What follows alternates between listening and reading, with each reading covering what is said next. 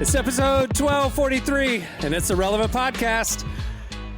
Woo! All right, here in Orlando, I'm your host, Cameron Strang. Joining me from Loverland, Virginia is Jesse Carey.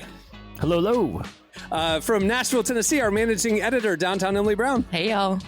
And from LA, from Social Club Misfits, it's Marty. What's going on?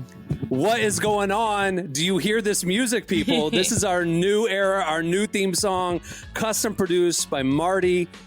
One of one. Look at this. New era kicking off. Now, granted, I don't know how to start the show now because we used to have like a person doing it and all this kind of stuff. And so we'll have to figure that out. But this is the new music. This is the new soundtrack of your lives.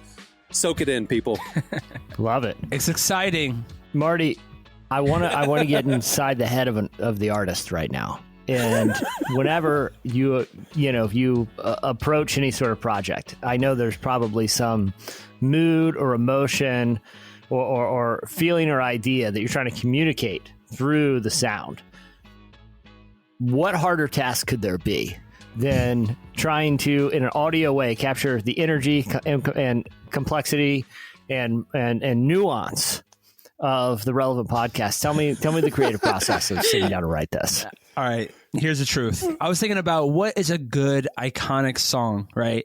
My first idea was John Cena walking, like the John Cena theme song. Mm-hmm. Da, da, da, da, welcome. And that's kind of how I even thought Cameron would intro the show, like screaming. Yeah. But, Maybe I will. Maybe I will next week. Who knows? We haven't found it yet. Yeah. Back in the day, as a joke, I would put the song on and then walk into a room like da, da, da, da, like I was like a wrestler. And so I was like, I need something. Does. Yeah, as normal people do. And so when I made this song, I was like, I want it to be iconic. So the first, we just get hype and excited about it. So I'm really blessed, and thank you, Cameron, for letting me do it. But yeah, cool. Yeah, very man. cool. Thank you for doing it. Listeners, we've been progressing and evolving the show. New release day every week, just Fridays. We launched the Relevant Podcast Instagram account last week, put up a poll based on Jesse's story about who do you want to be trapped next to on a long flight, the farting guy or the snoring guy. Mm-hmm.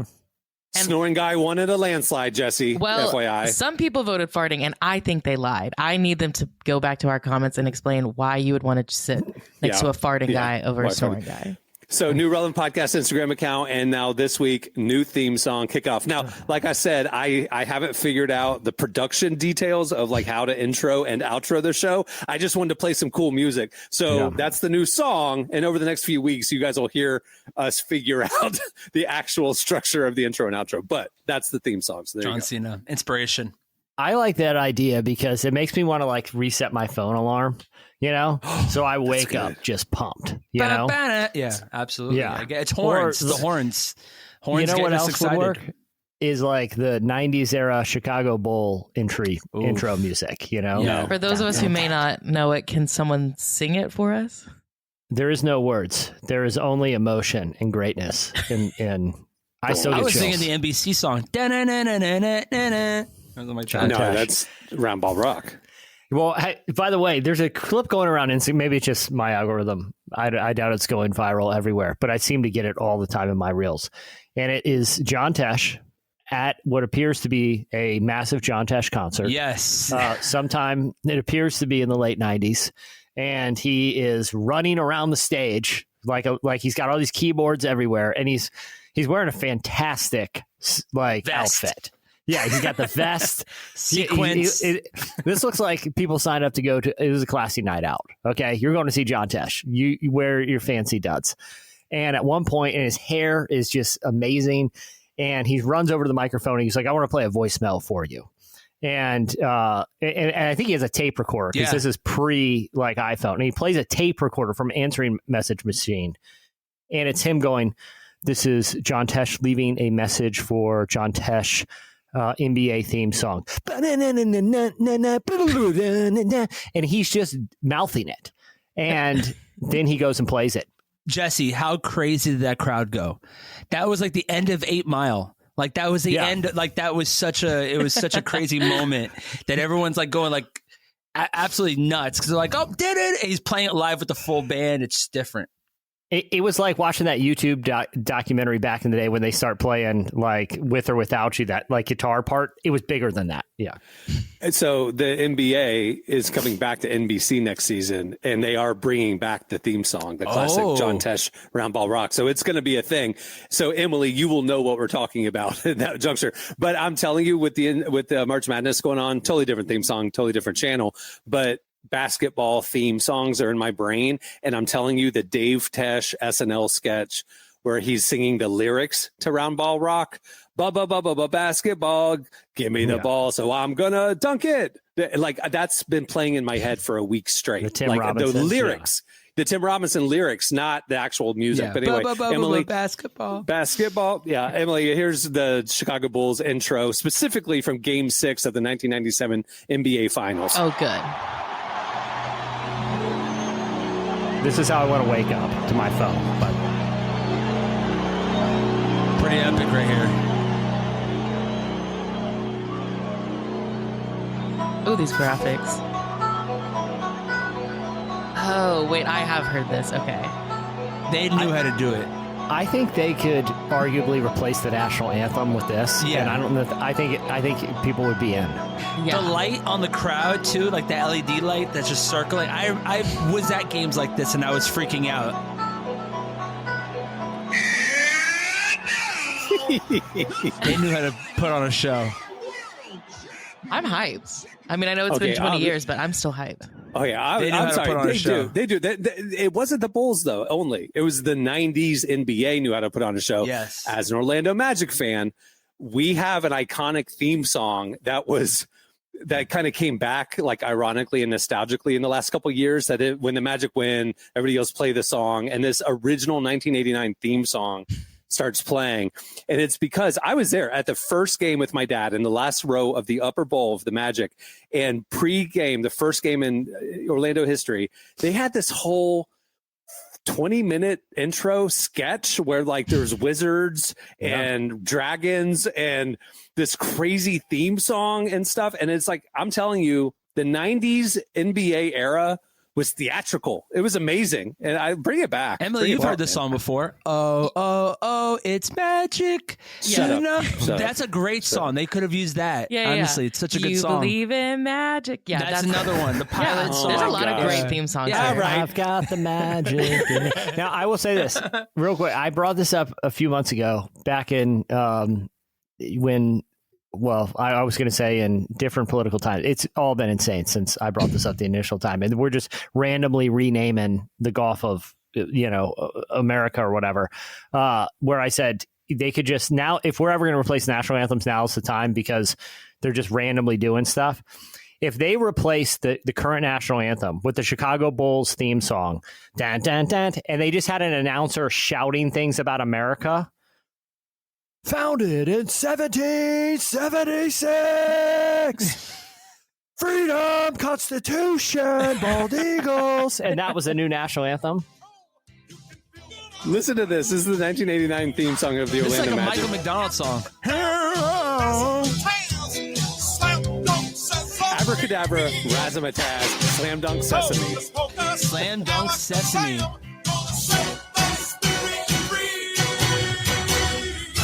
This could be the national anthem. Is there any other NBA team that has the swag to have a yacht rock jam as their theme song? Oh man. Anyway, That's awesome. Yeah, the only NBA team that runs out to a yacht rock jam. Yeah, I love it. well, speaking of confidence, so confident that you can pull off yacht rock vibes. Not that that's his vibe. Our guest today is Aloe Blacc. I mean, one of the coolest artists we know of. You remember his epic song, the intro? Speaking of epic intro songs, for How to Make It in New York. One of my favorite songs. I listen to it right now. I can see the Helvetica new font in my mind. Helvetica. You're from Helvetica, right? Well, we knew. Yeah, We knew. that song is, when I think of New York, and I was telling Cam earlier, but this song in particular kind of like stamps a certain era of New York for me that was just the best era of New York that we can't go back to. It was just the absolute best era. Brooklyn was still a little cheap. It wasn't expensive. Things were affordable. There wasn't so many matcha coffee shops everywhere. And, man, I miss that. But that song locks in that feeling. And I love Aloe Blacc, one of my favorite songs. I always joke around how my song for my son is Aloe Blacc, I'm the Man. So nice. I'm the man. I used to sing that for my son in the morning. Are you singing it about yourself or speaking it over him? My son, You're just like my son, reminding he's him. like, he's the man, like Apollo's Is the man. it a Simba And, thing, yeah. or is it you telling your it's kid to very keep him in his place? Simba-esque. I'm the man. I'm Yeah. the man. What do you? No. Oh, okay. I think because he was so small, like when I first brought him back, because if you don't know, my son was born 2 months early. So when he was born, he was 2 pounds. But when we pulled him from the hospital, I think he was 7 pounds. So he was super small. So like I would just like overexert this, like, you're the man, That's over cool. him. That's really cool. That is cool because every night I sit my family down on the couch and I stand in front of them and stare at them each. And you do an while I'm interpretive saying, dance "I'm the to man." that song. It's a- Yeah. Yes, because I want them to be reminded who's the man. That's right. So Aloe Black's Alpha coming move up. every night. Aloe Black's coming up. At the end of the show, we have another edition of Ask the Cast. But stay tuned. After this break, it's Relevant Buzz. Today's podcast is brought to you in part by Mercy Ships. Globally, 5 billion people lack access to surgical care. In sub-Saharan Africa, there's only one surgeon for every 200,000 people. Mercy Ships provides free, life-transforming surgeries for people who have little to no access to medical care. They help the blind see, straighten twisted limbs, remove deadly tumors, treat cleft conditions, and so much more. With state-of-the-art hospital ships, they provide safe surgery to children and adults living with treatable conditions, and it's completely free of charge. They do all this work with an all-volunteer crew of professionals who donate their time and talents. Surgeons, stewards, nurses, engineers, and more make the world a better place.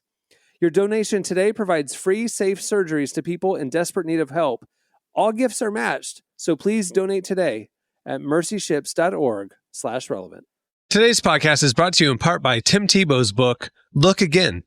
Have you ever wondered what would change if you truly believed you were infinitely valuable to God? In his New York Times bestselling book, Look Again, Tim Tebow reveals the powerful truth that when we learn to see the image of God in every person, including those we struggle to love, everything changes. Tebow shares incredible stories from his work with people the world often overlooks, and it will challenge you to stand up to the lies, rediscover the worth that everyone has, and impact the world for good. Find Look Again by Tim Tebow, available now wherever books are sold. Okay, it's time for Relevant Buzz. Tell us what's happening at the intersection of faith and culture this week, Emily. Okay, so right now we are right smack dab in the middle of Lent. And a big part of Lent, obviously, is fasting. Now, as Christians, we know fasting's a big deal. Talked about a ton in the Bible. Jesus did it. A lot of churches do it either this time or at the beginning of the year. Do y'all's churches do fasting at all? No, we don't believe in that. So we do it in January. It's like mid-January. It's like, I don't know. Do we not want to be confused with the Catholics? So we don't do it during Lent. We do it like before Lent. We do it like mid-January to mid-February. I think a lot of non-denoms. So you do a month-long one. It's like 21 days of prayer and fasting. And I think a lot of non-denom churches that started through the ARC organization all do the same rhythm, 21 days of prayer and fasting at the beginning of the year. Anyway. But long answer to your question. Yes, we do. Okay. Well, I think it's safe to say that we all know sort of the spiritual benefits of fasting. Again, Bible talks about it a lot. But now science is actually starting to discover that fasting might be good for your body too. We kind of knew that, right? Like it's good to shed a few pounds kind of thing, or no? Like a detox? Yeah, but it's not just like a weight loss thing. That's what they're discovering. Oh, it's like a brain thing. It's good for your brain. Sort of. Okay. So what MIT has discovered, and they just released this in a new study, is that the researchers looked at the effects of intermittent fasting and low calorie diets. And they found that in addition to helping with weight, like we said, they actually also regenerate intestinal stem cells.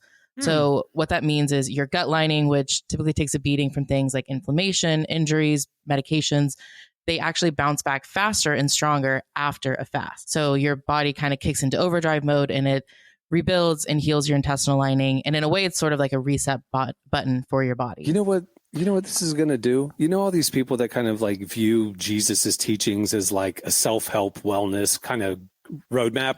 They're going to co-opt this and be like, you're right. Take more of Jesus's teachings and be like, see, this is good for holistic wellness and stuff. Boo. Listen, I don't think that's a bad thing.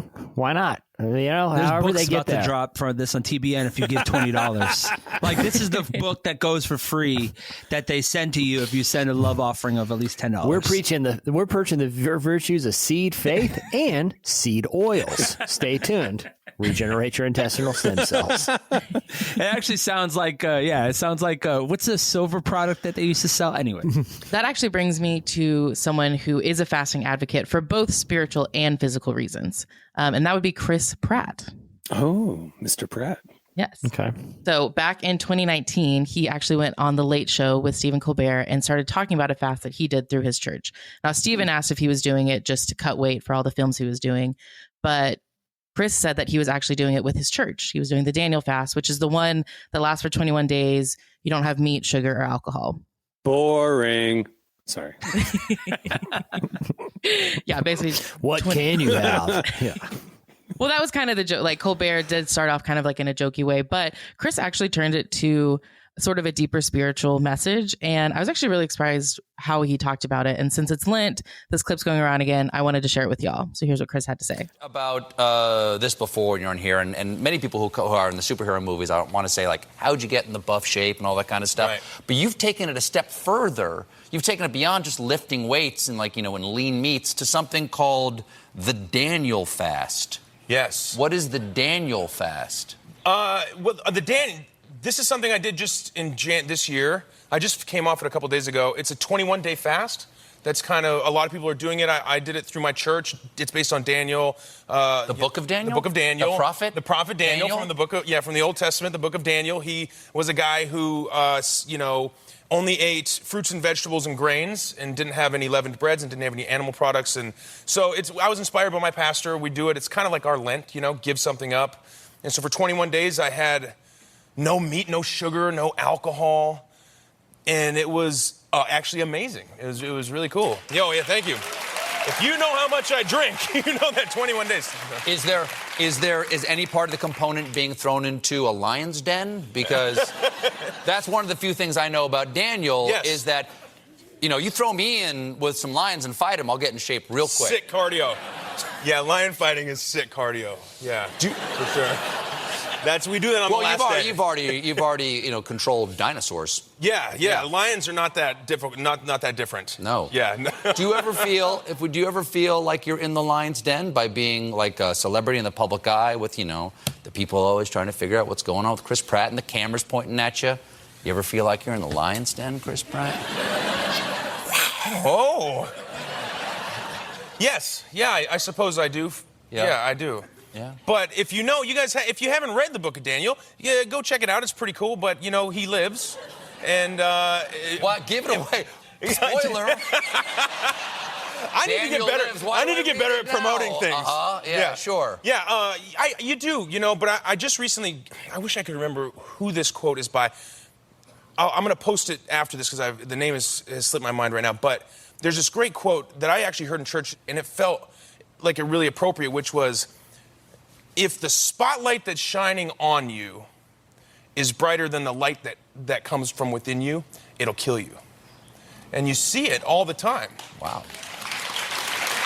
And I like that. People in our position, people that are actors, you see it a lot, It's a real bright spotlight. If you don't have enough of a self to share, then you can get swamped. If you don't have a life, sometimes just having a self to share is what kills you, because there's nothing left. So you have to have a light to share.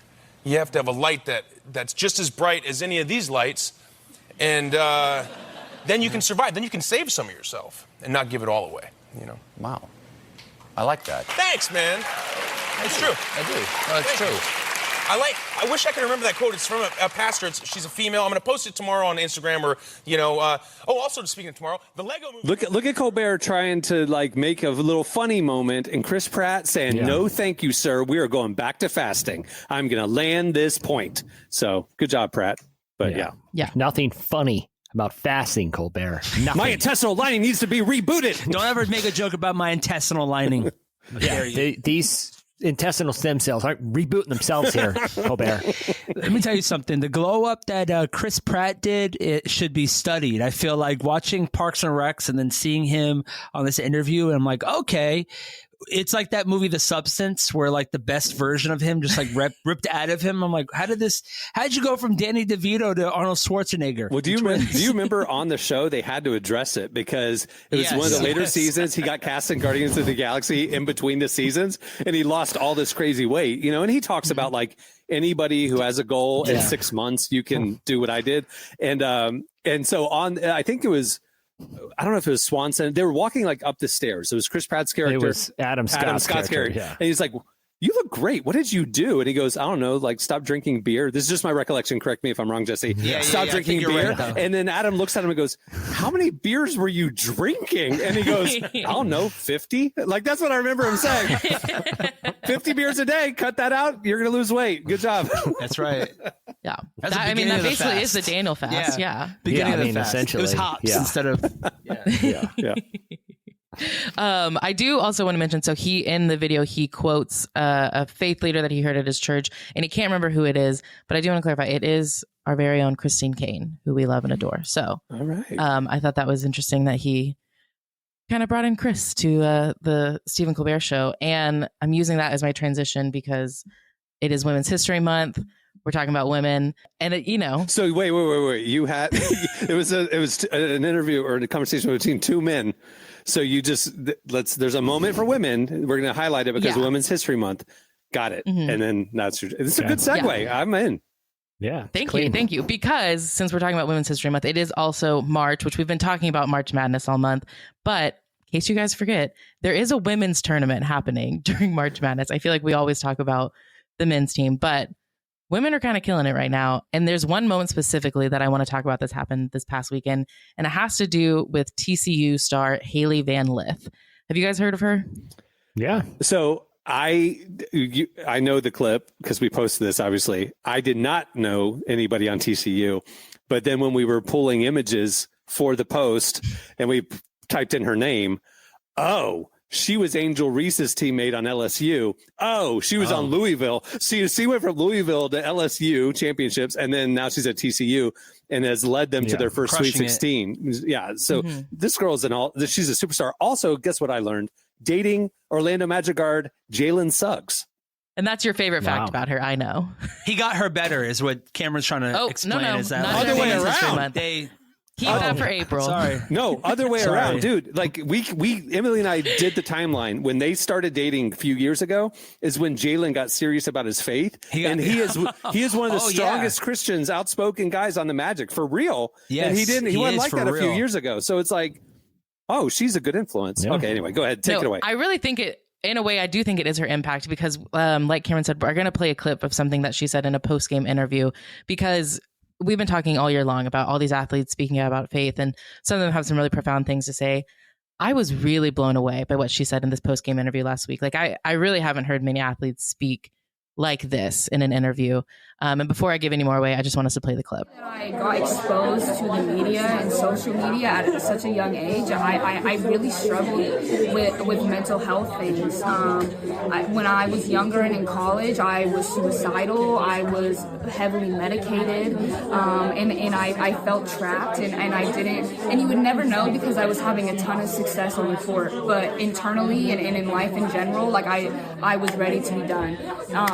And so that's what I mean when I speak on suffering and pain. It's like I didn't even want to live. So like to come from that to this is incredible. And like I've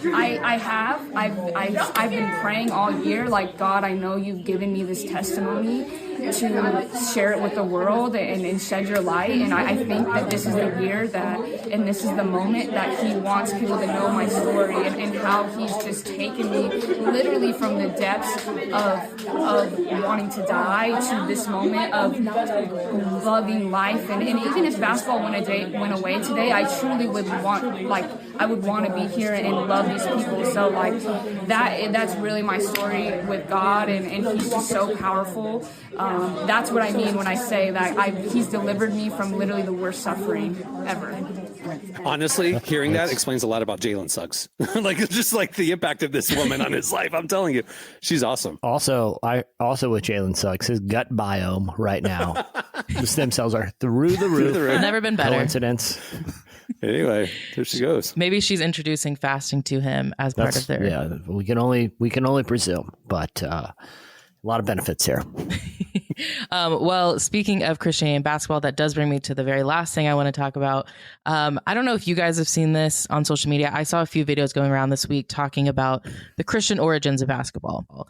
And at first I thought, this might be a little bit of a stretch, but I did some digging and it turns out it's true. And it's actually been used as a missionary tool. So it is true that basketball is Jesus' favorite sport, because I already knew that. So I'm glad you got to confirm that. If you're a good Christian, you love basketball is all I'm trying to say. Okay, go ahead. Tell us about it. Not quite true, but maybe we can end up there. No, it's true for me. Like, that's what I'm saying is like, that's true for me, that this is God's favorite sport. And anything you say from here on out is going to confirm my worldview. So I'm excited to hear this. Tell us all about it, Emily. So a lot of us know the origin story with Dr. James Naismith. He grabbed the soccer ball, the peach baskets, created this game with the 13 simple rules, right? But that was actually part of a bigger purpose that he had. Mm-hmm. So he was deeply influenced by this thing called muscular Christianity, which basically believed that sports could be a way to shape spiritual growth and moral character. Muscular Christianity being in the 1980s called the Power Team. The Power Team, everybody. Muscular Christianity. All right. Sorry. Go ahead. Yeah, Continue. a different form of muscular Christianity. No, Naismith, he literally described Now it's just called Craig Rochelle and Stephen Furtick's Instagram feeds.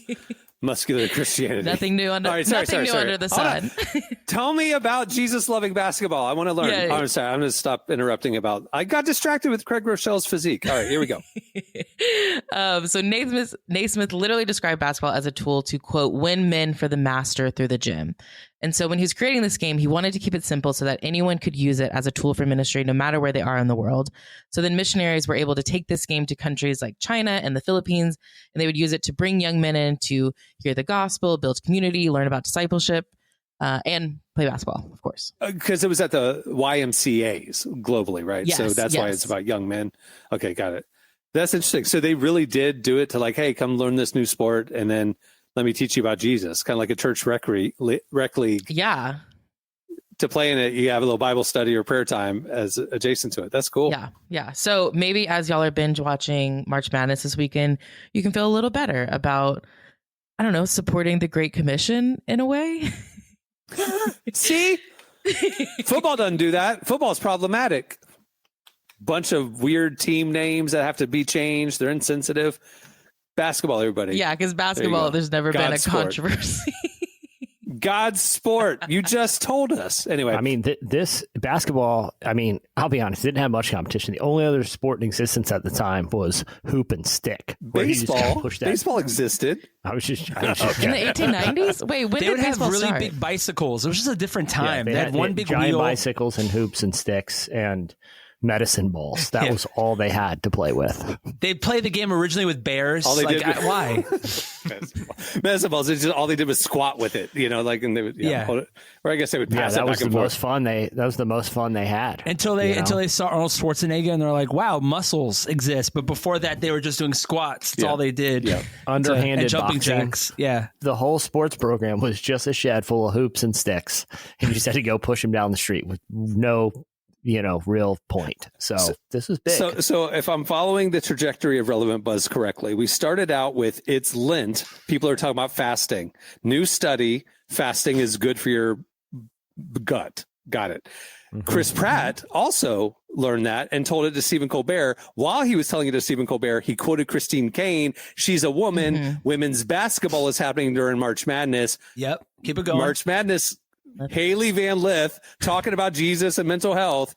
Oh, by the way, did you know during March Madness, basketball is Christian? I love it. That's right. This is good. That's what it's like to have a conversation with me. I will make the weakest threads to a bunch of different conversations, and you're welcome. I will say this. All checks out. I will say this.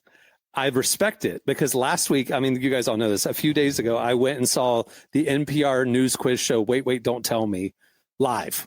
I got to see it live with 3,000 people in a theater. And if you're a nerd, you know the show. It plays on NPR's on Saturdays.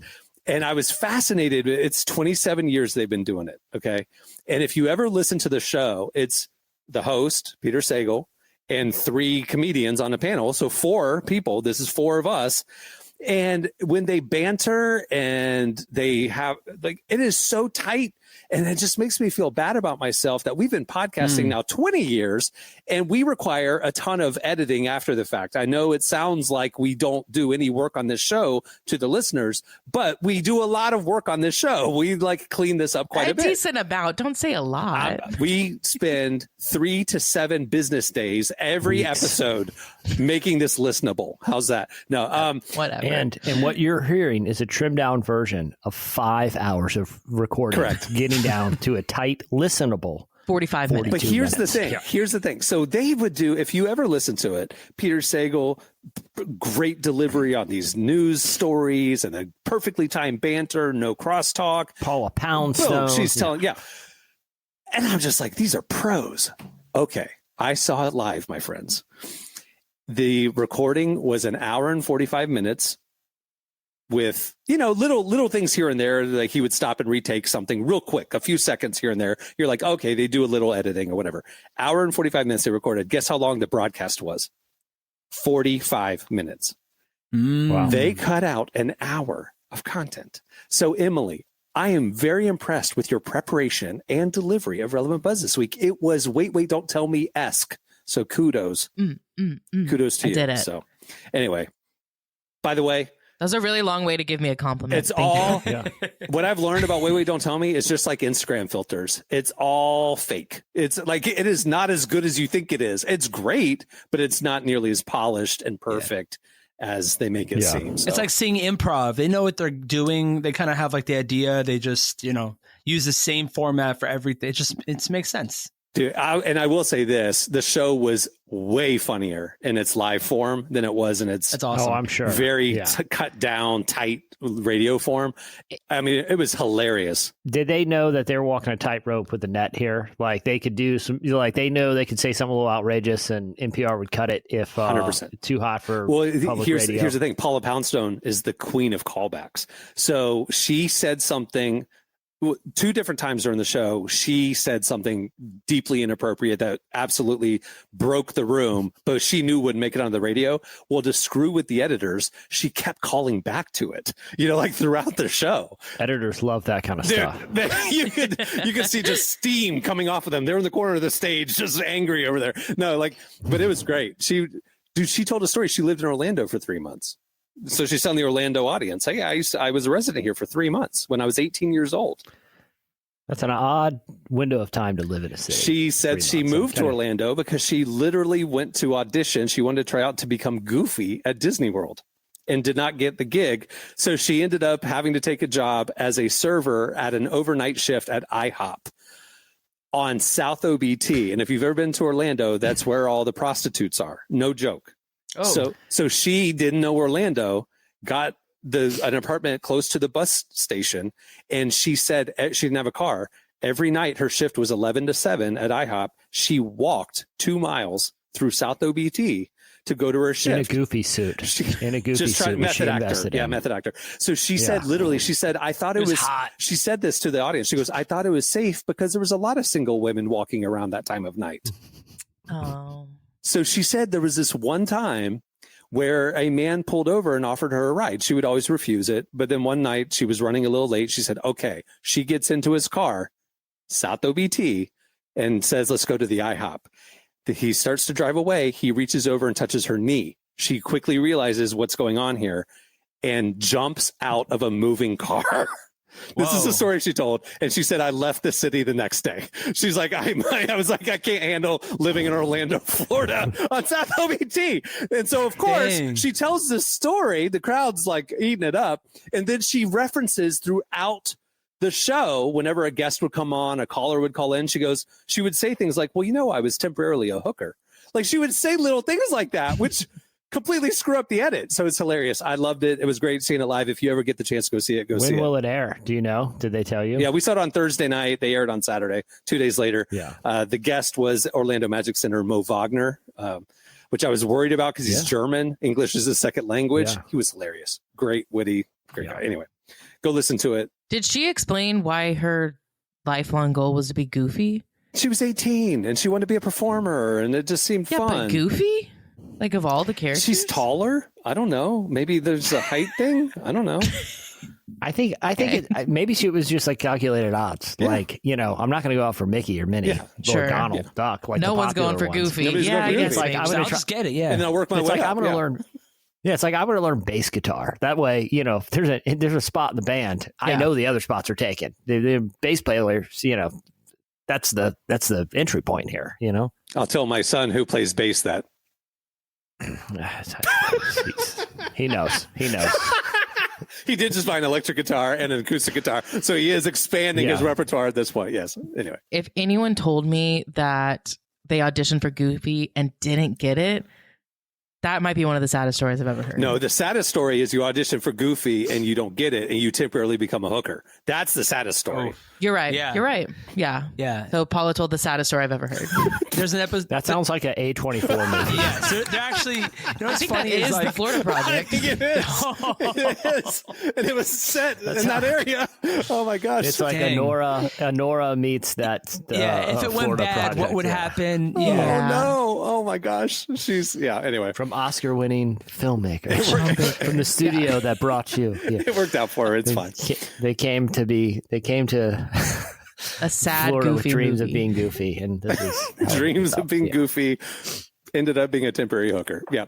Okay. That'll do it for Relevant Buzz. Make sure to check out relevantmagazine.com every day, where we are posting a lot of stories like that and just other sports trivia, sports history trivia. Yeah, I'm in my sports era. Yeah. So Loving that. March I told my Madness. friends in our March Madness group chat to call me Sporty Spice, because for 2 days, guys, I was number one. Oh, Currently nice. down to number 12 because the vibes were a little off, but I think I can get back to number one. I thought of a name for the A24 film. Gouache. Gouache. Oh my gosh. Yeah. Because that's also what she yelled as she jumped out of the moving vehicle to get away from the guy with bad intentions. So A24 proudly presents Gouache, the story of heartbreak. the Paula Poundstone story. Gouache. I can see like the poster too. It's like just says gouache and like, just straight up font with like that lens flare that all their movies poster have. And it's like the silhouette of a goofy mask, like just On in the the ground. background. Yeah. Yeah. kind of beaten, tattered. Her underneath a streetlight. Yeah, just holding the head of Goofy, looking down. A sad story from the happiest place on earth. Oh, Gouache. that's a great tagline. Oh, that's good. That's good. All right. Stay tuned. Up next, Aloe Blacc joins us. Today's podcast is brought to you in part by John Mark Comer's book, Garden City, a book that speaks to the tension we all feel between work, rest, and purpose. The New York Times bestselling author John Mark Comer takes us to the scriptures to identify what it really means to be human and flips the script on the idea that who you are matters, not what you do. He shows that God created us for meaningful work and meaningful rest. Both matter. This book helps you ask and answer the big questions. Does God care where I work? Is there a direction for my life? So you can discern God's heart for your calling, your rhythms, and the way His Spirit wants to shape every part of your life. If you're longing for purpose and a more grounded way to live, check out the new hardcover edition of Garden City wherever books are sold. Well, today's show is brought to you in part by the new book, God, the Science, the Evidence. We talk a lot about faith, but how often do we talk about science in the same breath? You might be surprised to discover just how deeply the two actually agree. For centuries, science has been used to dismiss the idea of God, but today an intellectual revolution is underway. Modern discoveries in physics, cosmology, and biology are consistently revealing the same truth: creation isn't an accident. That profound reversal is what engineers Michel-Yves Bolloré and Olivier Bonassi investigate in their international bestseller, God, the Science, the Evidence. This book is a rigorous, evidence-based critique of materialism, inviting you to explore over a dozen scientific, philosophical, and historical domains. It shows that what was once seemed impossible, that science could point to a creator, is now supported by a vast and convergent body of evidence. With over 400,000 copies sold in Europe, this book is sparking a global debate. It's thoughtful, fascinating, and a powerful reminder that reason itself affirms the existence of God. Learn more and find out where you can purchase your copy today by visiting godthesciencetheevidence.com. Today's podcast is brought to you in part by Erwin McManus's book, The Barbarian Way. Some books don't just inspire you, they confront you. The Barbarian Way, now celebrating its 20th anniversary, is one of those books. If you felt the pull of God towards something deeper and wilder than the safe, predictable version of faith that we settle for, McManus reminds us that following Jesus was never meant to be tame. It's meant to awaken courage, passion, and purpose God placed inside us. He draws from the wild stories of Abel, Noah, Moses, Rahab, and others to remind us that following God wasn't meant to be tame. Safe faith isn't working. Step into the story God is writing for you. Choose passion, choose boldness, choose The Barbarian Way. Available now wherever books are sold. Well, today on the show, we're joined by Aloe Blacc. He's an amazing R&B artist who's been around for many years and making great music. But beyond that, you might not know he's also a philanthropic leader. Last month, he released his latest album, Stand Together, which is comprised of 12 songs that are each tied to a different nonprofit organization. He talks to Emily about his charitable partnerships with these organizations and why he feels like it's his responsibility to give back to the community. Here is Aloe Blacc.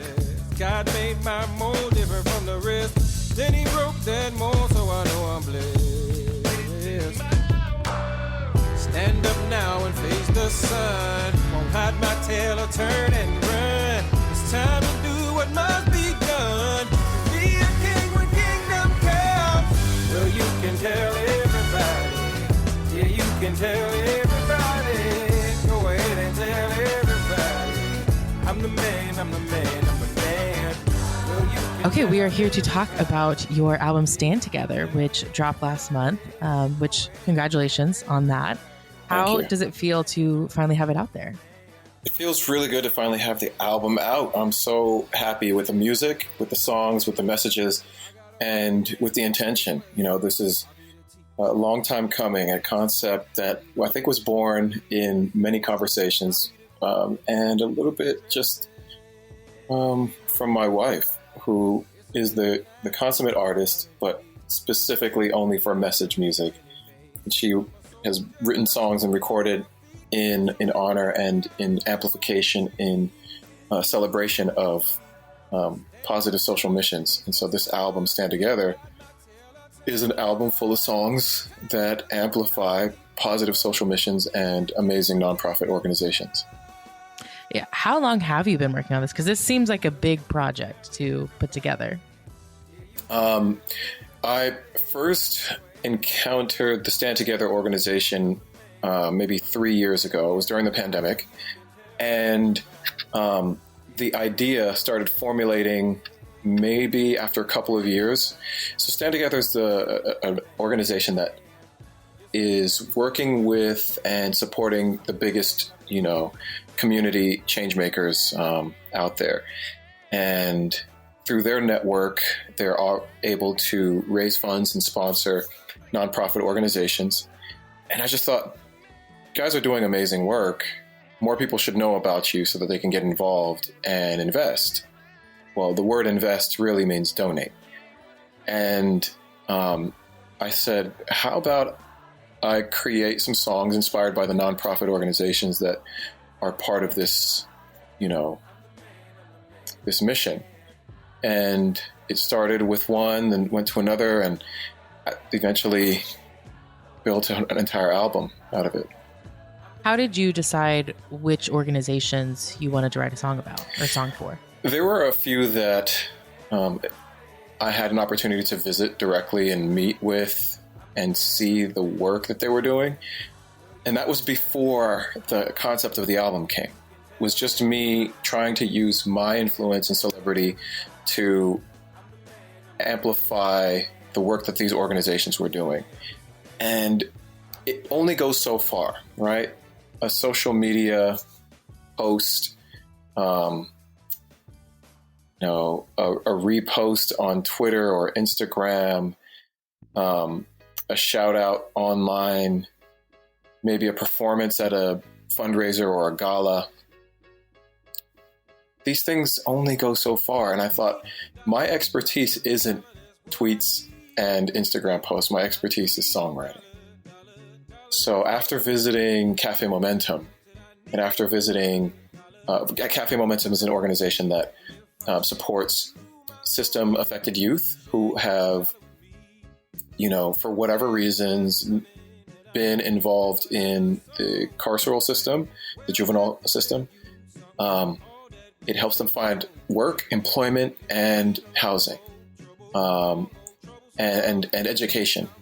Gets them through high school if they need it, gets them into college if they need it. So that was one of the organizations I visited. I visited another organization called Bonton Farms, which works at the intersection of community development, entrepreneurship, and organic farming, urban farming.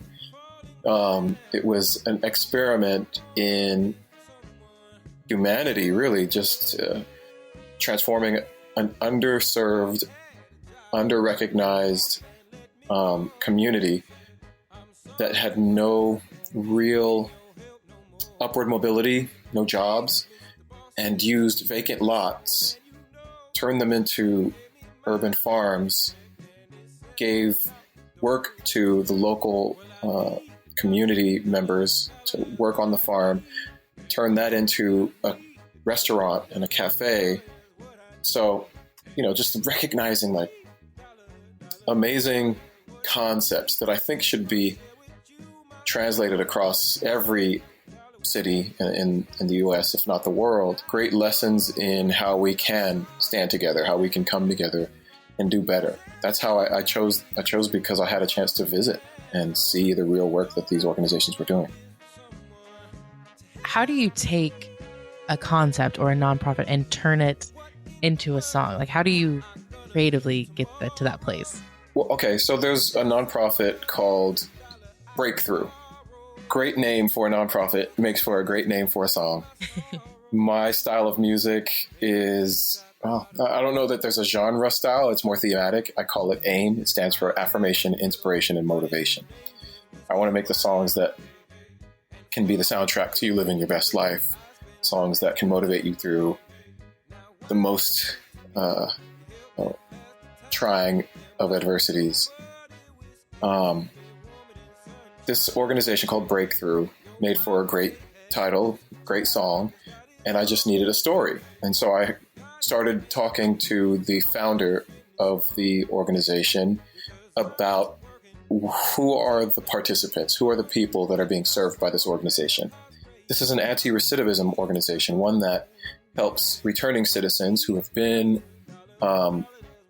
in prison, who served their time, paid their debt to society, and are ready to return into their communities. It helps them to understand where they're going back into. Some of them have been in prison for a decade. Lots of things change in a decade. Laws change, technology changes, communities change. And so the organization wants to help position these people who've paid their debt to society in the best way so that when they return, they can thrive and not fall into the same traps that get them locked up again. And that kind of story, to me, sounds like more than a story about someone who has served time in prison. It sounds like a story of redemption and a story of breaking through barriers. And so I wrote about, and from the position of an individual who recognizes that they have to make changes in their life. So when you ask, how do I go about it? A lot of times it's just trying to glean from the story to make the song broad enough that if you didn't know specifically what it was about, it could still apply to your life, but making it specific enough so that the people who are directly related to the inspiration of the song can hear their stories in it.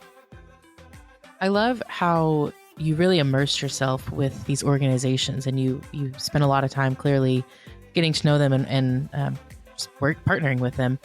What did you learn yourself while creating this album? Wow.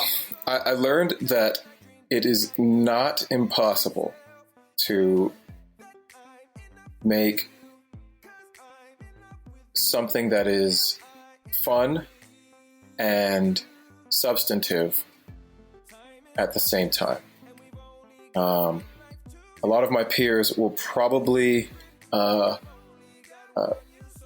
on the side of fun without the substance, and some of my peers will err on the side of substance but no fun. And my goal ultimately is to amplify, and one of the best amplifiers is fun. If you're having fun with anything, you're going to want to share that. It's really hard to keep fun to yourself. And so I try to make these songs as fun as possible.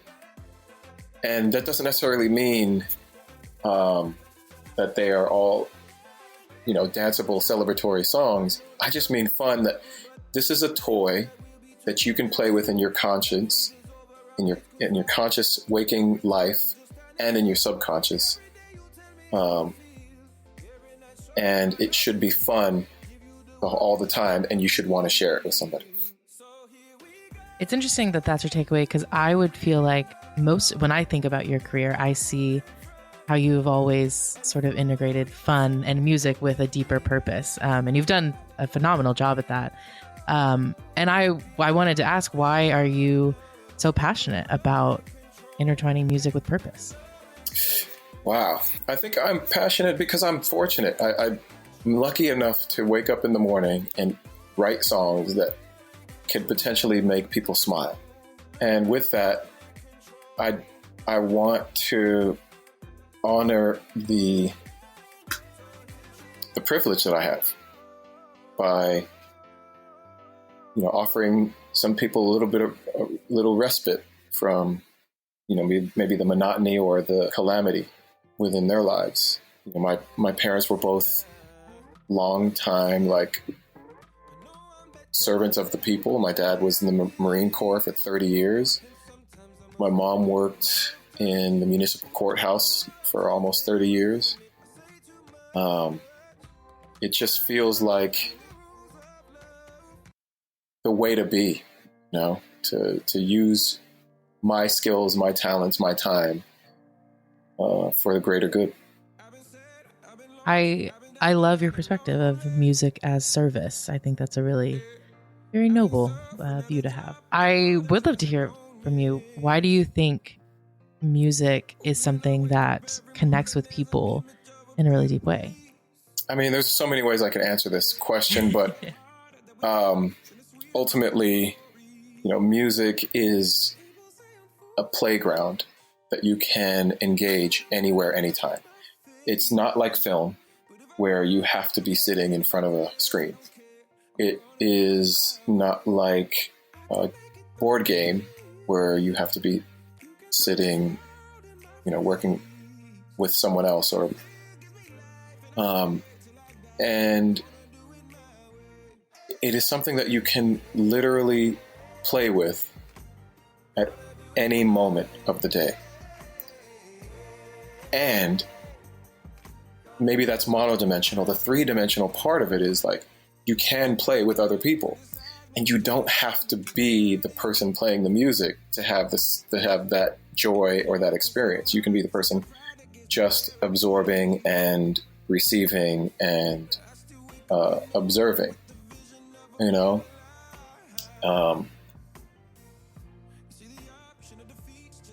That's the short answer. Longer answer is all kinds of anthropological and scientific and biological stuff, but yeah. If I crash, I don't care. I'm gonna do it my way. I can make it through this. You can throw the world in my face, but the fear gives me life, and I swear till I die, I'm gonna do it my way. That was Aloe Blacc Make sure to check out his new album, Stand Together. It's out now. All right, stay tuned. Up next, it's Ask the Cast. Well, today's podcast is brought to you in part by the new book, Confessions of a Christian Alcoholic. Author Jonathan Seidel knows firsthand how even believers can get stuck in shame and destructive habits, especially when it comes to one of society's biggest obsessions, alcohol. In Confessions of a Christian Alcoholic, he details his spiral into disordered drinking and shares the 4-step process he eventually used to break free. There's hope for alcoholics who become Christians and for Christians who become alcoholics. Find Confessions of a Christian Alcoholic wherever books are sold. What if you could change a child's life with just $10? Right now, thousands of vulnerable children in East Africa are suffering from jiggers. It's a painful, preventable parasite that burrows into their feet. Soul Hope is the only organization treating it through foot washing, medical care, and durable closed-toed shoes that protect kids long after treatment. $10 may not seem like much in today's world, but when we come together, those small gifts add up to big change. Join the 10 for 10 campaign. $10 protects 10 small toes. Visit soulhope.org/10 to give now. One small gift makes a big difference. Again, that's soulhope, SOLE, hope.org/TEN. Okay, we hit you up on the new Relevant Podcast Instagram account. We posted in our story. We asked you for some Ask the Cast AMAs. You hit us up, and here's some of the questions you guys sent in. Ask the cast anything you want, and we'll use our brains to answer. Katie Murray is asking, what's the most ridiculous thing you've done to get out of an awkward social situation? Paula Poundstone jumped out of a moving vehicle. Yeah, I jumped out of a movie vehicle wearing a Goofy costume one time. By the way, how'd you like to be driving behind that car when Goofy jumps out and just starts rolling and running away, screaming "Garsh!" Yeah. Garsh! Anyway, what about you all? And what do you guys do? Have you done anything to get out of an awkward social situation? I'm trying in college, like in front of the student center. I remember whenever people would have organizations would have people trying to get you to sign up for stuff or buy whatever. It wasn't really awkward, but I would always immediately get a phone call as I was starting to walk there and just would fake a phone call while I was walking through that so people wouldn't talk to me. I've faked phone calls before. 100%. I've held the phone up and, Oh, yeah. I mean, that's a go-to move. What do you mean I didn't get the part for Goofy? What? Dude, I've spotted acquaintances across Publix and got my phone out too before they could see me. I'm already on the call. Yeah, I'm all the time. Yeah, I feel like I always have that experience when I walk in the mall and the guy's like, "Hey, do you want me to clean your shoes?" And I'm like, "No, dude. Like these are." I always have to think of some weird excuse to give them. Is that everywhere? Yeah. I thought it was just everywhere. It's a kiosk. Oh, it's everywhere. They're like, "Hey, man, can I clean your shoes for you?" And I'm like, "No, these aren't even real legs. Like, just keep walking, The trajectory of awkwardness, though, I feel like if mall kiosk awkwardness, shoe shine, sneaker cleaner, Dead Sea lotions, Dead Sea lotions number one because they straight up grab your hand as you're walking. They'll put stuff on you. Wait, what? Yeah, but. Yeah, the Dead Sea lotion people. I don't know. I do a wide berth. If I see kiosks, I do a wide berth. The only reason I've interacted with this sneaker cleaner guy is he knows the wide berth move, and he wanders away from his kiosk to catch you on the outer rim. I feel like the lotion people have to stay closer to home. I'll say the other one is the people who buzz you with the little helicopters. Yeah, and I'll say this: it's very annoying. But I bought like 6 of them. That was pretty cool. Let me grab one of those. Yeah.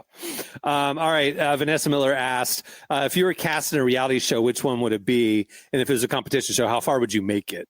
I'm going Survivor. I want to be on Survivor. Okay, but how far would you make it? I would. I've watched enough Survivor. I know the move. You don't want to be the leader. You don't want to be the weakest. You want to be straight up in the middle of the pack, friends with everybody, and then you can at least make it, hopefully, to the merge. So I would suppress all opinions, and I would keep my mouth shut and just smile and go with the flow. And so I think I could get halfway through. That's my guess.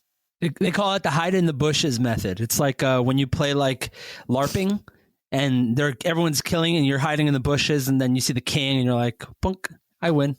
I've always wanted to. I've always wanted to make a pitch at Shark Tank. You know, but I'd want to set myself up with a terrible product and just have to go right on my wits and my charm. You know, a little sneaker cleaner kit and just try to get cubes. You know, I just want 5% cubes. What do we say? You know, yeah. I love. I don't know why, but like if Shark Tank is on, I say I've never ranked them, but I'm doing it right now. Top 5 background shows to just have on in the background. Number 1, The Office, obviously. Mm-hmm. In the top 5, I think, is Shark Tank, because you can pop in. Oh, I'm kind of interested to see how this did. Oh, they're giving an update. I remember that guy with the toe socks. How'd that work out? You know, the Lobster Brothers, they seem to be doing well. I think it's a top 5 background. See, I understand where you're coming from. I never could watch it and still can't, because it was always on Friday nights, if I recall, when it was like in its heyday. And the last thing I wanted to do after a long week at work was come home and watch more business. That was part of it. And number 2 was, it made me really sad for all the entrepreneurs that just like had really bad ideas, and these guys shot straight with them, which they needed to hear the tough love and the feedback. But it was just like, you're watching people like, I've sunk my life savings into this gadget that's just like, you're now bankrupt. Sorry, dude. You know, like I just felt rough. So like just my heart, like A, I didn't want to think about business on my free time. And B, I didn't want to see people's dreams get shattered. Jesse likes seeing dreams get shattered. He likes Scott's tots. So I would also go, if I'm picking reality shows, Dr. Pimple Popper, because I got this thing right on my hairline, and it's impossible to get a dermatologist appointment. If they could just get a quick look, Doc. I was so pumped when that came out, but then have you guys watched an episode? No, yes. I can never watch that. It's disgusting. Emily watches the freak TLC shows. Yeah, it was a TLC show. Of course, I watched it. Well, because she started off on Instagram, and it was, you know, they were large pimples, but they were, you know, they were pimples you'd want to see popped. Let's say that on social media. As soon as the TV, I mean, these are like basketball size pimples. These are like goiters. That's goiters. Yeah, that's these a are goiter. like you're seeing them through the shirt type thing. Oh no. Yeah, that's not what I signed up for. I just want to see a good normal pimple pop. It's like you have 3 shoulders. How did that happen here? Yeah. With that? yeah. Kind of took the fun out of it, you know. Going back to the question, I think I would want to be on Pop Culture Jeopardy, which I did apply for when it came out last year. But you have to do it as a team. And so my 2 friends that I picked to do the team with, I think the 3 of us have, our pop culture knowledge is similar. What we should have done, or what I should have done, was found someone who could round out my... Let me be a part of it, because I feel like I have played those games. I have played the game. I played them on, it's stupid, but I've played them on like cruises and all these different, and I've never lost. I swear to God. There's video of me Marty, you're on the like team. Royal Caribbean. There's video of me on like the Princess Cruise, and I win every single time. I actually have a think problem. the 3 of you would be a great team, because you come from different edges of the internet. Yeah, that's the thing. It's like we need a widespread, specifically sports, because like I don't know if you ever auditioned or like tried out for Jeopardy, but you do like an online quiz, and I know for a fact I got pretty much all the sports questions wrong. So I had a sports person on my team to round out. We're taking home that $1 billion or $1 million. I don't know how much it is, but we're taking my blind spot when watching it is definitely like the TikTok. There's a lot of TikTok questions on Pop Culture Jeopardy, and I got you on that one. Okay, and Marty, I mean, like, yeah. Simpsons questions, I'll get those. There we go. Yeah. I'll get the TV ones. I watch a lot of with Cohen, like while I'm making dinner or whatever, I'll throw on a Celebrity Jeopardy. Super breezy, easy. And like to the point that like I'm making dinner and I'm just answering every question. Like Cohen's like, you need to like go on Celebrity Jeopardy. This is crazy. I go, why wouldn't I would have to go on regular Jeopardy? And so he builds me up enough. I would have to become a celebrity first. Yeah. It's a long road. But once I get that, I'm applying for the Goofy opening next week, and that's my on-ramp. But anyway, so I get super confident answering 95% of the Celebrity Jeopardy questions correctly. I'm like, man, Jeopardy's nothing. The other night, I threw on a real Jeopardy. I felt like the biggest idiot in the world. Like the way they dumb it down for celebrities is insane. So never mind. You won't see the way me they dumb it down for Aziz Ansari. It's just different than Paula Poundstone. Like Pop Culture Jeopardy. I think you could do on Pop Culture. I don't know if you've watched any of the episodes, but they are, to me, they're easy. Like I was getting a lot of the questions right, but again, they're all pop culture. So yeah. easier for me to remember. Yeah. All right. Brittany West, she must have been listening at the beginning of the show because she actually wrote in. She said, what's your personal go-to hype song when you need to feel unstoppable? I told you guys, right? It's a John Cena song. Right. I have video of me. I just walk in a room. Yeah, mine is the national anthem of any country. Just inspiring. The national anthem? Not the Canadian one. That's a rough listen. There's no way. Of any country, because I think about the athletes that are representing it, and I just put myself in their shoes. I don't know, man. The Olympics medal ceremonies, it's just like, ooh, as bad as ours is, we have a really good anthem compared to like Slovenia. It's like a 12-minute orchestra. You know what I mean? Yeah. Anyway, they're very operatic in other countries. You know. Christina Moore wrote in and said, "What's the most embarrassing thing that's ever happened to you on stage?" Specifically asking Marty and Derek. So, Marty, I mean, the amount of pants I've ripped on stage. You're kidding. Like first song. No. Yeah. There was. Okay, so the first one that comes to mind, I think it was it was a friends and family tour. And I had, one thing about me is I don't really buy new clothes frequently. I like to wear whatever I have. And I have it for years. Like this shirt I've had for Sustainable like 5 King. years. We love it. Yes. And so I had a pair of like pants. I forgot what brand they were, but they were like very, very popular at the time. This had to be 5 years ago. And as soon as I went in, I was walking up the stage.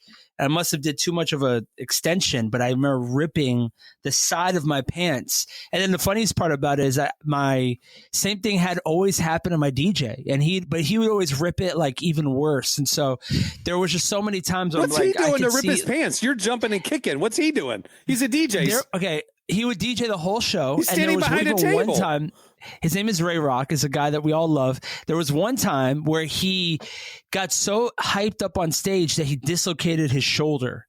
And so we're in the middle of performing. was he fist pumping so aggressively? I don't know. He just did this, and it just, you know how we're just getting older. We're like, we're in 30s now. Things change. And he dislocated his shoulder. So I hear in the back, because there's like this, gym door that's like a metal pushing door. And I hear this. In the middle of the set, I hear boom, and I'm like, what? Our DJ's gone. And then I just see him walk back on stage. He had popped it back in by running into the wall, into the door. And so, I've ripped my boxers. I mean, there's been times where I've had a change in the middle of my set, and I was like, I'd pull Fern aside, like, hey, can you keep talking for 5 minutes? I'm going to go change my clothes to come back. And then you have to tell the crowd. You got to be like, hey, guys, obviously somebody saw something here. And or there's been times where I think with Passion, I did a thing with Crowder once, and it's on video, my zipper was down the entire time. I had no clue. And they luckily didn't incorporate any of those in the shot of the final music video that has like 1 million views, but I had my zipper down the entire time. And there was a kid who kept pointing it out, and I kept thinking he was pointing at me, but he wasn't pointing at me. He was pointing at me, but okay. Laura Jenkins prefaced this with, you guys Google a lot of stuff during the recordings, little rabbit trails and things like that. So she asked, what's the strangest thing you've ever Googled? I will acknowledge that that's going to be an impossible question to answer. So maybe the better question is, what's the strangest internet wormhole you've kind of gone down in recently that you can recall? Let me go through my history of my, because I go through them every single day. Y'all are the biggest weird Googlers I could ever know. So I know it's kind of an impossible. Yeah, I mean, my whole Google is I feel like pretty weird. When I watch a movie, I'm going through the actors list. There's so many things that I'm doing that it's just. I'm with Marty on that one. Like when I'm watching a show, I'm looking at Wikipedia, IMDb, and I'm clicking on all the links, trying to figure stuff out. So this week I finally started. Streamers, like, you can just pause or like hit a down button, and like all the scene information will pop up and the people who are in it and all that stuff. No, well, it'll tell me who it is, but I need to know their entire backstory. Gotcha. So doesn't give me the information I need. So as Cameron knows, I started watching Yellowstone this week for the first time. It is very good. I hate to admit it because I've been holding out for a long time, not because I didn't think it would be good. I just wasn't in the mood for a cowboy drama, and now I guess I am. But cowboy soap opera. Anyways, but yeah, cowboy soap opera. And so I was obviously looking up deep histories on all of the cast and figuring out stuff, and just shocked to find that one of the actresses is British, and she does a great Montana Beth accent. Dutton, So the daughter, yeah. Beth Dutton, yeah. Okay, hold on, Emily. Hold your horses right now. Okay. Good. Okay, because Good I reference. just saw. This is stupid. Yeah, hold your horses right now. Okay, because I just saw Pride and Prejudice. Oh, amazing! And The she's in the 2005? movie. That was my wormhole. Okay, so me and my wife, we try to show each other movies all the time. One of my favorite movies is Little Woman, the Greta Gerwig one. Yeah. The OG version with like Winona Ryder is not as good. This It's fine. one, yeah, it's okay. It just does the book. I watch but the this Greta is just Gerwig a one every fresh- Christmas. Yes, Yeah. I actually watch it like once every quarter. So anyway, so my wife's like, "You like this? You're gonna like Pride and Prejudice," and I'm like, "All right, here we go." I loved it. It was so good. But Beth Dutton is in the show, and I was like, "Who is this girl? She looks so different in this movie." And then also the guy from Succession is in it, which is also weird because he's like the main character, and I don't know. McFadden, yeah. Those wormholes always start with a movie, and then I end up, and then we actually saw Yellowstone right after. So I was going to say mine. I just saw it on my Netflix style, that Kate Hudson show where she runs a basketball Yeah, team. yeah, Running Point. Yeah. And I was like, I wonder how old, because she seems to be like a Jeannie Buss. Like, Yeah, Jeannie Buss is a producer on the show. And I was like, how old is Jeannie Buss? Jeannie Buss is like 20 years older than Kate Hudson. Oh, wow. Yeah. How old's Kate Hudson? In her 40s, mid 40s. 45. Yeah, 45. Yeah. Kate Hudson's in her mid 40s. Okay, you said something there, though, Marty, that got me thinking. You said one of your favorite movies is Pride and Prejudice and Little Women and stuff. That surprises Little Woman, me. yeah, Little Woman. What's y'all's unexpected kind of favorite show or movie? Because Emily knows this. My son, 15-year-old, he was with his mom last weekend, and he texted me and he goes, "Hey, me and some of my friends watched Interstellar tonight, and it was incredible." And I was like, "Oh yeah, Christopher Nolan, heck yeah! Oh, you're at that age now, sweet, kind of thing." That's and cool. he goes, "It's a top 3 live action movie for me." And I go, "What are your other top 2?" And he goes, "Well, The Batman," which I knew. Cool, that's great. And he movie. said, "Marriage Story." And I'm like, your son is very. I was like, adult. when are you watching Marriage Story? First of all, and then he goes, "No, wait. Well, Marriage Story and La La Land would be tied, maybe." And I'm like, wow. How old are you? He has a sensitive heart. But why are you watching? Like, Adam Driver was amazing in Marriage Story, but like, it's a slow, It's so heavy divorce, and like, oh my! I just saw my kid totally differently. I was surprised that he loved Marriage Story. What's a movie that y'all love, like Little Women, that would surprise us? I don't know if it would surprise people, but whenever I'm on an airplane, I was flying recently, as listeners know, I always rewatch Die Hard because it's always available and it's reliable. That is the most predictable answer, not an unexpected answer for Jesse Carey. I don't know when the last time you guys watched it. Scene to scene, it holds up. Every part of it. I've actually never seen Die Hard ever. My entire life, I've never seen it. I know. I saw your face. I've never I haven't seen it You've either, seen so it, I'm right? glad you admitted it, Marty. I saw it like 20 years ago, 30 years ago. I don't know. Fire it up again. And I you're have like, to. wow. I'm going to see it. I This will. is- Once y'all watch Little Women, I'll watch Die Hard. We'll trade. But it's my airplane go-to. And I see people around like, I should have watched Die Hard. But like, I can see them looking. You know how you see people watching your screen when they walk by? They're like, darn it, should have watched it. That's really good. It's interesting you emphasize it holds up, because a lot of late 80s and up to mid 90s movies just don't hold up. Cinematography has evolved. The way it's edited has evolved. Acting is a little ham-fisted. The color is just odd.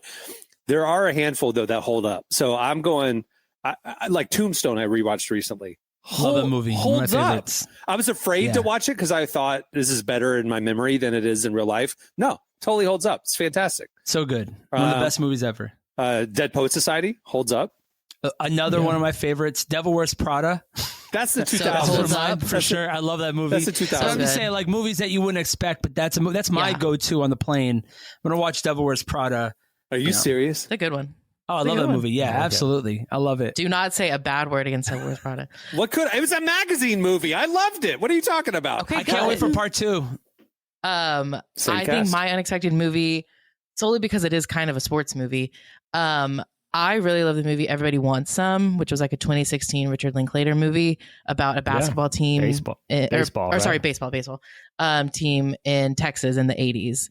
I love that movie. It's like a top 10 movie for me. I gotta check it out. That shocks me. I've never heard of it. A, and it's a sports movie. B, that's crazy. Very good. Check the ratings, just so you know. But like, it's Richard. If you want to watch a baseball movie, Emily, watch Field of Dreams, 80s. That holds up. It's no, I will say there's only like one baseball scene in the movie, but that's enough for me. Watch Moneyball. It's kind of it was marketed as Moneyball is great. It was marketed as like the spiritual sequel to Dazed and Confused. So if you like Dazed and Confused, you'll like. Because Richard Linklater played college baseball. Yes. In Texas. Let's check that one out. There you go. All right. Well, that'll do it for Ask the cast anything you want, and we'll use our brains to answer. Well, thanks again to Aloe Blacc for joining us today. Make sure to check out Stand Together. It's available now. And if you support it, then you're supporting great charitable organizations. So look at that.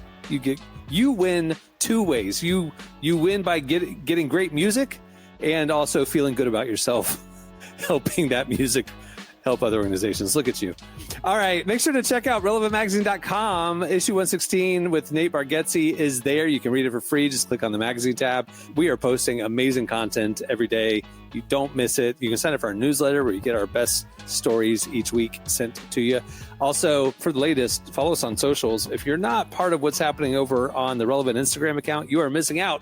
Also, for Relevant Podcast fans, we have a new Relevant Podcast Instagram account. We will be posting our feedback stuff there, our polls, some behind-the-scenes stuff, some clips, all the things throughout the week to keep you connected to the show. So make sure to follow us on Instagram at Relevant Podcast and at Relevant Magazine. All right, on that note, we'll wrap it up. I'm Cameron Strang. I'm Jesse Carey. I'm Emily Brown. I'm Marty. We'll see you next Friday. Have a great week, everybody. Thanks for listening to the Relevant Podcast. Make sure to check out our coverage at the intersection of faith, life, and culture every day at relevantmagazine.com. And while you're there, don't miss our latest digital issue. Issue 116 features Nate Bargatze, Connor Price, and a lot more. And don't forget Relevant Plus. It's the best way to experience our content, including ad-free reading, an ad-free version of this podcast, and more. You can get all the info and sign up at relevantmagazine.com.